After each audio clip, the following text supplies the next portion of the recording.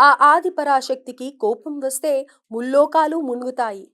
ఆ తల్లే కరుణిస్తే లోకాలన్నీ సుభిక్షమవుతాయి. సృష్టి స్థితి లయ తిరోధాన అనుగ్రహాలను నిర్వహిస్తున్న జగజ్జనని ఆమె. అంతటి మహిమాన్విత మూర్తిని ఆరాధించిన, అర్చించిన, మనసారా ప్రార్థించిన అమేయ విజయాలు తథ్యమని శ్రీదేవి భాగవతం బోధిస్తోంది. పంచకేశుల నుండి పాశాల నుండి కాపాడేది కాబట్టే ఆ తల్లిని శృంఖలాదేవి అన్నారు.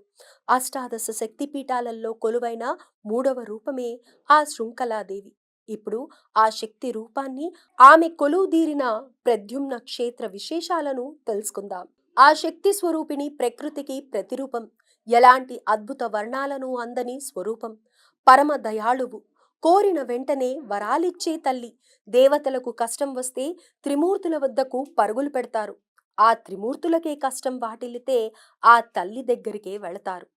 అంతటి శక్తి సంపన్నురాలు కాబట్టే ముల్లోకాలు ఆ తల్లి చల్లని ఆశస్సుల కోసం పరితపిస్తున్నాయి. ఆ శక్తిని ఆరాధించడం అంటే అన్ని పాపాలను తొలగించుకోవడమే.